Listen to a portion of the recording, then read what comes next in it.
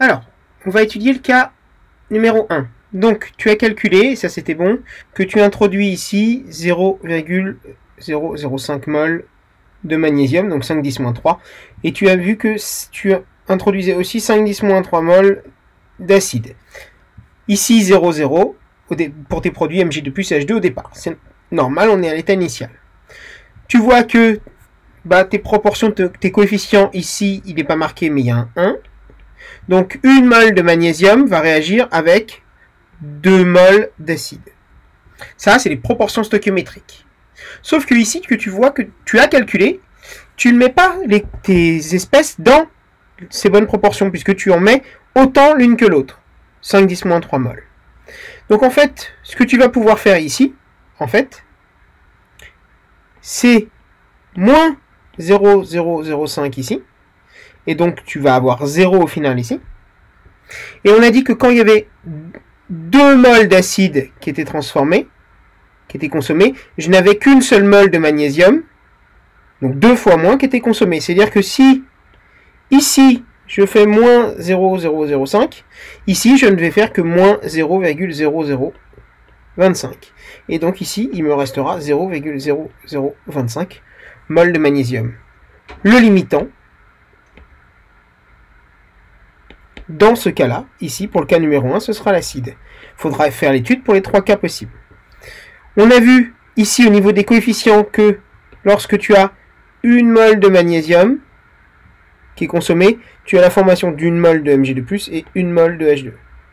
Donc ici, comme on ne consomme pas une mol de magnésium, mais on consomme que 0,025, ici, ça veut dire que je vais avoir formé 0,0025 et 0,0025 mol de chacun. Donc, tu as vu que le volume expérimental de gaz, exp, était de 55 ml. À partir du volume molaire, tu peux calculer le nombre de moles correspondantes. D'accord?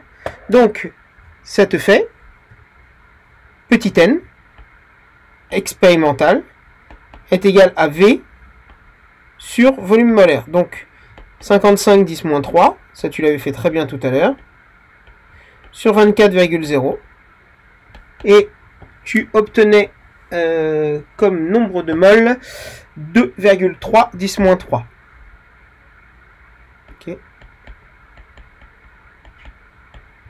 Donc, bizarrement, ça c'est ton nombre de moles expérimental, c'est pas très loin de cette chose-là qui est 2,5 10-3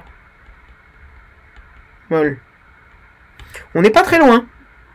Donc on va pouvoir comparer le nombre de moles expérimental au nombre de moles théorique, au volume théorique, d'accord, qui correspond à ce nombre de moles là, pour pouvoir comparer le volume théorique au volume expérimental qui est de 55 ml.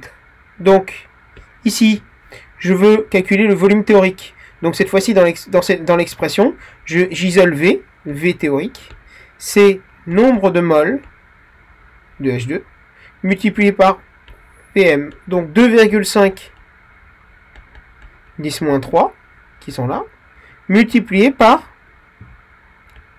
10-3 multiplié par 24,0. D'accord? Et si tu le calcules, ça fait 60 ml. Donc on n'est pas très loin des 55 de tout à l'heure. Pourquoi on en a un peu moins expérimentalement? Parce qu'on a peut-être un petit peu eu de perte au départ, on a mal bouché la chose tout de suite, donc il y a un petit peu de gaz qui est pas passé dans le tube, voilà, des choses comme ça, qui font que on n'a pas tout à fait la théorie. Mais voilà, tu peux en déduire. Et ça, faut le faire pour les 3 cas possibles.